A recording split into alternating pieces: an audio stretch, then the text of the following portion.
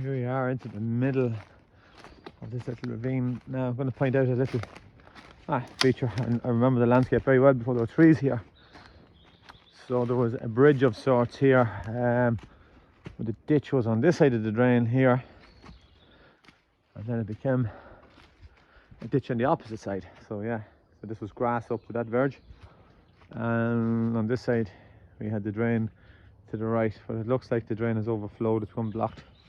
Look at this, one little plastic pipe my dad put in there probably 40 years ago, but it's managed to overflow in the depths of winter, and then it floods down here. But yeah, it's a massive what do I call it? It's a little piece of heaven if you ask me. We haven't seen the most rugged landscape yet. So you can see that quite clearly where the trees are planted in lines.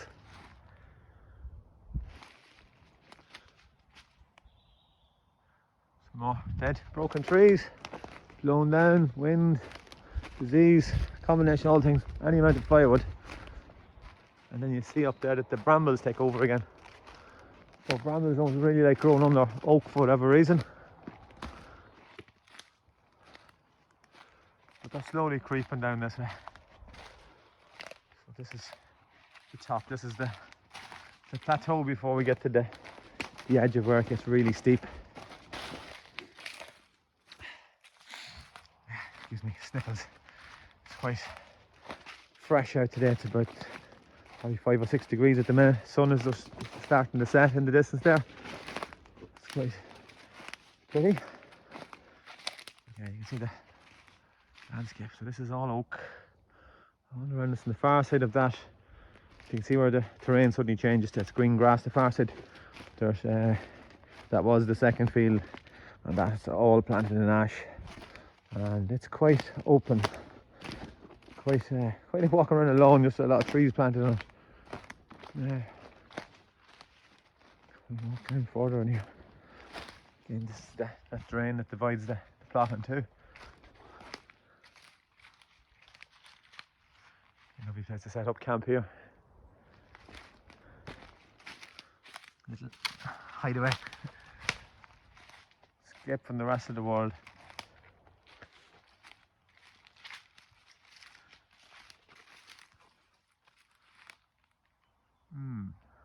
So them trees there are part of the original ditch. They're not actually, modern planted.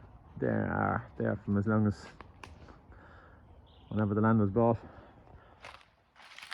Yeah, this is the steepest part of the little bit of a glen and a valley here. It comes to another little corner, and you will hear cars in the distance. So not that far from the Kells Kingsford Road here. So this was all planted in the year 1998. Well, 1998 into 1999, I think it really was. It was started, it was all finished by 99. A little bit of water. So wash your toes. But it pretty much goes nearly dry in the summertime, that I do remember that. Not a lot of water flows there. I remember us having, I think it was barley, maybe it was wheat, I can't remember, in 1985, 86 into 87 planted, and that was just a little bit too steep for the combine harvest to come down that hill there.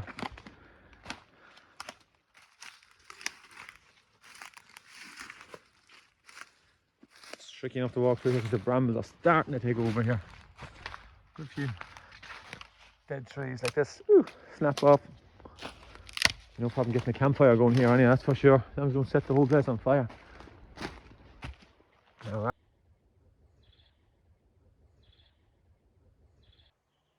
So I'm filming this piece in wide angle zoom, just taking a bit more of the landscape around us.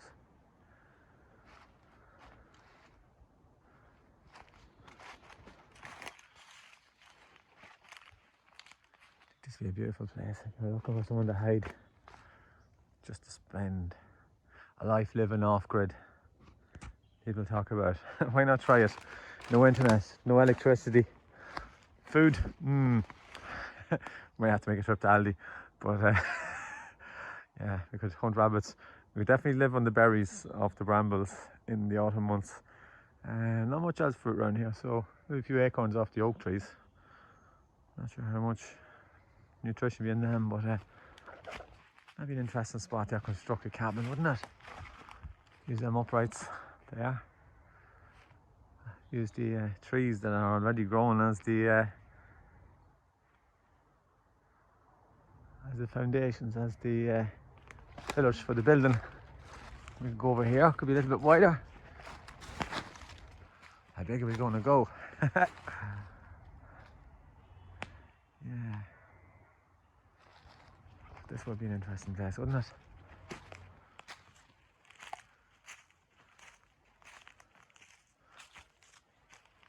You can hear the neighbouring farmer's sheep in the distance. This would be a nice little space here. So there's a little garden here. And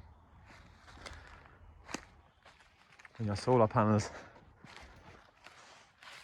Don't think the little drain or stream along the edge is just enough to drive a water turbine, so we won't be generating electricity like that. Yeah. This place here would be beautiful, wouldn't it?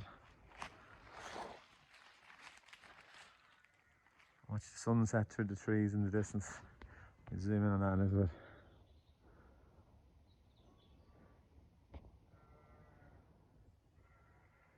Yeah, it doesn't get much noisier than a few sheep in the distance, a neighbour's dog barking.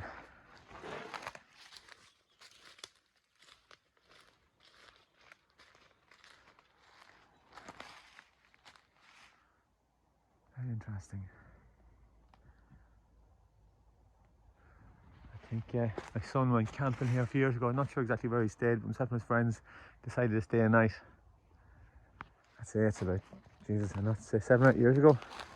I'm not sure where exactly they stayed, but maybe they got a little bit drunk. Probably smoked a few cigarettes or something like that and drank a few cans of beer wherever they got them. They didn't tell us.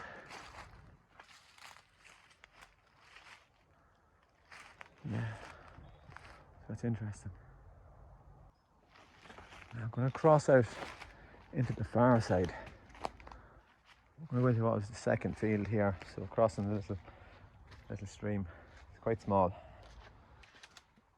The weather's been quite bad recently. Ooh, falling over.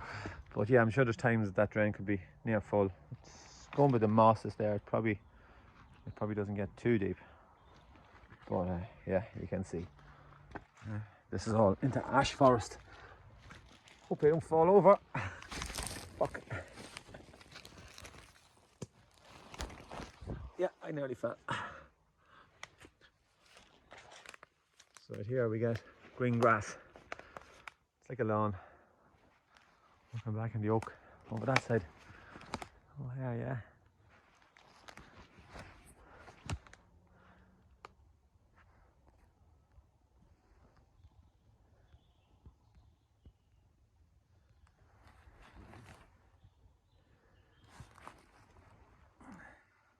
So you can see the contrast in the colours of the two places.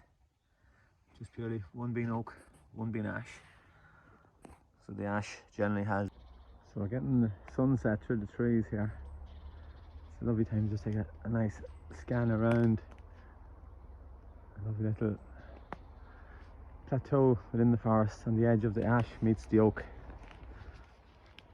As you can see, it's very different out there. So yeah, this is Aghamore ash forest. The oak will survive, it'll be around for a long time, the ash not so. So that's kind of a good overview of what it looks like. I might get a little video from down in the furthest corner in a minute. So this is a real good example of what an ash forest looks like in the year 2024. Look at all this ahead of us, ash trees falling absolutely everywhere, just dropping dead, wind blowing them over. Lovely sunset in the distance there. Look at the amount of trees just lying on the ground. None of these are cut, these are just falling all around us. Absolutely everywhere. Some of the trees look healthy, more of them don't. They're falling dead everywhere. So if all we do is come over here and gather what's on the ground already, serious amount of trees already dead on the ground everywhere. Natural cause, you might say, yeah, but it was the cause of death was a fungus imported from Europe. It was a government-backed idea to import plants from a part of Europe, so non-native trees were imported to join the Irish crop of trees that were being pushed to plant at the time. And on these trees, even though they were aware of it at the time, the Irish government didn't do anything about it. They allowed timber, not timber merchants, but foresters, whoever, forestry companies, they were in charge of establishing forests to import these plants unregulated from Europe, and they imported the disease which has killed these trees. So just to give an idea of how easy, how brittle they are once they go. What do we see now? I'm going to grab a branch here that's not too big, and just grab it one hand. Ooh, snaps off like that, and that, and yeah, look at that. When did you ever see wood break like that? Ever. So the wood extends down that corner. You can see my neighbour's field, the far side there at the bottom of the valley. This is prime agricultural land which was worth a decent amount of money before it was planted into trees. Now it's worth practically zero. According to the government, the rules are you must replant forestry with more forestry. So pretty much spend money to re-establish trees to make sure the land is still worth nothing when it's all over. I can't see that happening. I see this in green grass sooner than back in trees after what the government has done. The Department of Agriculture and Forestry have no policy for dealing with this. Imagine that they actually queried that the disease existed at the start. Look at it now. Devastation everywhere. Look, it just broke at the actual ground. Look, rotten in the ground. Every tree. Like that. Look, another one here. Roots and all starting to rot, decompose by an imported fungus. A little bit like potato blight, I suppose is the best way to describe it. Because you can't really see funguses until they become mushrooms or something close to it. This is what it looks like when they start to die. And we had foresters walk this here, and we're told, yeah, it would have to be assessed by the department for them to actually believe that it may be affected by the fungus. Well, I don't think you need to be any sort of a scientist or any degree in anything to see that this forest is not just dying, it's nearly dead. So I'll probably spend a lot of time in here with a chainsaw clearing up what's left and chopping down what's left, but it's literally dangerous. All of them are going to fall. You could handle them with a machine, they'll fall on you. Nobody wants to handle these with any sort of a forestry machine because they're a liability. You couldn't work with stuff like this. You'd break every pane of glass on the machine. It'd just be unworkable. So this is a bit of a sad scene.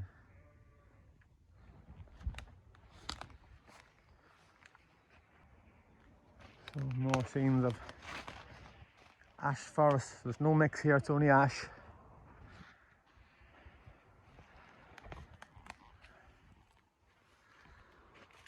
So, in case of putting all your eggs in one basket, in this case, it was pushed to plant all ash, a native tree.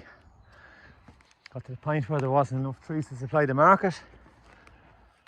So, the imported trees, and look what they've done. They killed all the trees in the place. My God. This is a nice little plateau here as well, isn't it? It's quite private. I forget the outside world exists, but you can see the landscape. That's towards the area where my friend Cronin lives, up on that hill there. That's a Canaan wood. That's sort of the Naughty direction, and that's kind of the Kingscourt direction.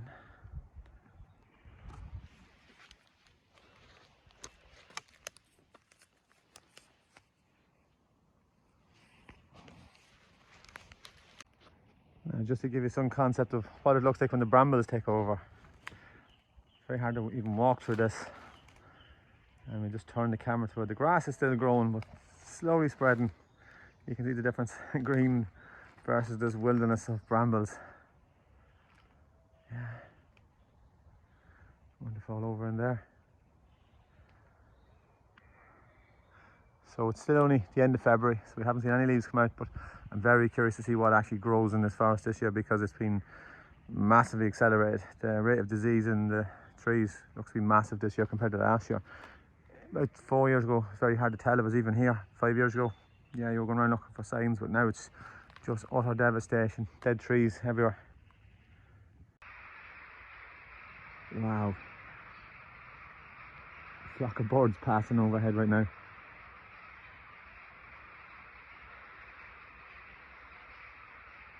Or maybe they all just live in the trees already. Yeah. That is eerie. Are they crows?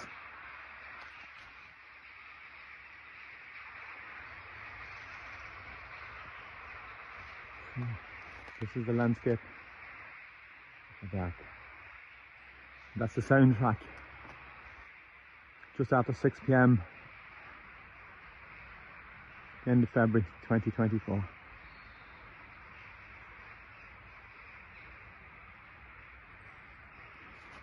Quite a haunting soundtrack. My God.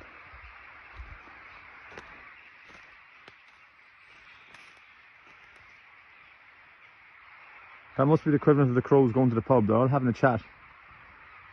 Just before bed then, not just starting the last 2 minutes. Really, I say deafening, but my God, is it prominent. It's not over my head, it's right there in that direction. Not over here at all. Wow. Large open areas here.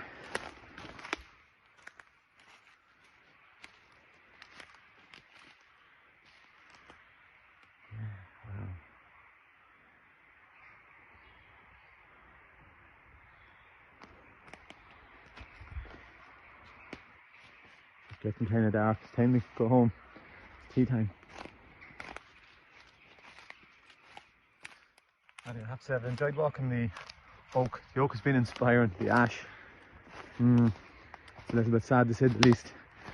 See how a whole plantation of trees can get wiped out over an invisible enemy, a fungus. But the oak and the Sitka spruce in this part here are doing fine. It's about 3 acres of these, but not really what you call a commercial crop. I can't see me harvesting these oak trees anytime soon. Probably my great grandsons and or granddaughters in 100 years or more. Maybe they'll be able to watch this video and I'll go, wow, look at that. So that's it. Thanks for watching. Wrap it up now. Crows are going to bed. Got quiet all of a sudden. Yeah. Maybe a fight broke out. It was like that. So that's it. Thanks for watching, and we'll make more videos in the future when we see how the canopy of the forest, what it looks like maybe in midsummer, or at least later on in the spring as well, just to see how it develops. Okay, thanks for watching. Bye bye.